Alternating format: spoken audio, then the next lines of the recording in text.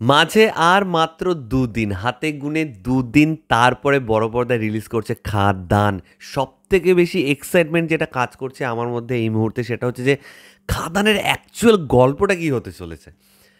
আমি ভাবছি বাবা ছেলের গল্প না কি এটা, মানে অন্য কিছু আছে? যিশু সেনগুপ্ত ভিলেন নেগেটিভ ক্যারেক্টার করছে নাকি পজিটিভ করছে, অ্যাকচুয়াল কি পার্ট 2 আসবে, তাহলে কোথায় গিয়ে শেষ করবে সিনেমাটা, এটা দেখার জন্য আমি প্রচণ্ড এক্সাইটেড। তো খাদানের কি চাপ আছে এখন এই মুহূর্তে, কি মনে হচ্ছে প্লিজ কমেন্ট করে জানাও। তো দেবদার একটা পোস্ট দেখলাম, সেটা আমি একটা আলাদা পরে হয়তো ভিডিও বানাবো। সেটা হচ্ছে যে শো পাওয়া নেই যেটা হচ্ছে আর কি, এতগুলো হিন্দি সিনেমা বাংলা সিনেমা সেগুলো আসছে। তারপরে খাদানের সিনেমায় কিন্তু খালি 4টে গান রিলিজ করেছে, কিন্তু আরও 4টে গান আছে।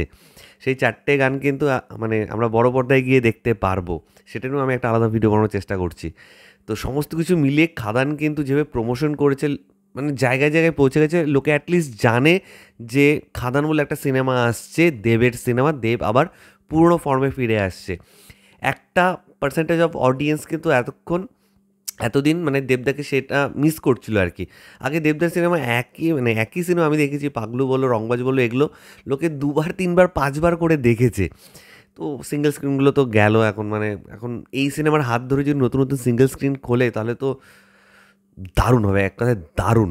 তো নো ডাউট দেবদা থেকে শুরু করে শাহরুখ খানও এটা একসেপ্ট করে যে প্রত্যেকটা সিনেমা যখন রিলিজ করে আলাদা করে একটা নার্ভাসনেস কাজ করে, একটা টেনশন থাকে, একটা প্রেশার থাকে যে কীরকম ওপেনিং নেবে, অডিয়েন্সের কী রিয়াকশন থাকবে। প্রত্যেকটা সিনেমাই তাদের ক্ষেত্রে মানে তাদের তো বেবি এটা, তাই না? এবং তাদের করে নতুন করে একটা এক্সাইটমেন্ট কাজ করে, নতুন করে একটা কি বলবো আশা দেখায় যে এই সিনেমাটা হয়তো আগেরগুলো থেকে আরও বেটার কিছু হবে। এটা প্রত্যেকের মধ্যেই থাকে অ্যাকচুয়ালি। তো খাদান নিয়ে সত্যি চারদিকে মানে আমারই ফ্রেন্ড সার্কেল বলো, কলিগ সার্কেল বলো, প্রত্যেকে বলছে খাদান সিনেমাটা অ্যাটলিস্ট বড় পর্দায় দেখতে হবে। মানে খুব প্রমিসিং লাগছে, এবং ট্রেলারটা যেভাবে কাটিং করেছে, মানে সত্যি বলছি বড় স্কেল। দেবদাকে দুটো ক্যারেক্টারে অসম্ভব ভালো লাগছে। শ্যাম আমার মোস্ট ফেভারিট এখনও অবধি। জানি না বড় পর্দায় সিনেমাটা দেখার পর কী হবে, সেখানে মধু শ্যাম কোনটা এগিয়ে থাকবে। যিশু সেনগুপ্তর ক্যারেক্টারটা, সেটা নিয়ে প্রচুর মানে ভাবনা চিন্তা করছি আর কি, কী হতে পারে না হতে পারে। একটা হাই এক্সপেকটেশন নিয়ে কিন্তু খাদান দেখতে যাচ্ছি বস। এইটা কিন্তু আমি বড় পর্দায় যাচ্ছি মানে হাই এক্সপেকটেশন নিয়ে, এটা যদি ফুলফিল না হয় না মানে কী বলবো আর কি। তো তোমরাও জানি খুব এক্সাইটেড। একটু অন্যরকমের একটা ভাবনা চিন্তাও আছে, সেটা দেখছি কালকে এক্সিকিউট করা যায় কি যায় না। তো এটাই তোমার সাথে শেয়ার করার ছিল যে খাদান আর মাত্র 2 দিন বাকি, 2টো দিন। মিডনাইটেও আই থিঙ্ক শো আছে, এবং একটা জায়গায় মানে ফ্যান ক্লাব তারা সকলে মিলে একসাথে প্ল্যান করে দেব সমস্ত ফ্যানরা একটা জায়গায় সিনেমা দেখতে যাবে মিডনাইটে খুব সম্ভবত। আমি সেটা নিয়ে আলাদা পোস্ট করার চেষ্টা করছি।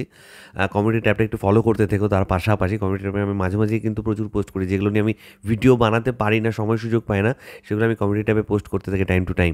তো এটাই তোমার সাথে শেয়ার করা ছিল। তোমাদের কার কী মতামত, তোমরা কে কতটা এক্সাইটেড প্লিজ নিচে কমেন্ট করে জানাও। আর আমার ভিডিও ভালো লেগে থাকলে লাইক কমেন্ট শেয়ার করতে একদম ভুলবে। চ্যানেলটাকে যারা প্রথমবার দেখছো নিচে যে রেড সাবস্ক্রাইব বাটনটা আছে সেখানে ক্লিক করো, পাশে একটা বেল আইকন আছে সেখানে ক্লিক করে অল অপশনে ক্লিক করে নাও। ঠিক আছে বন্ধুরা, ভালো থেকো সবাই, সাবধানে থেকো সবাই, love you all, take care.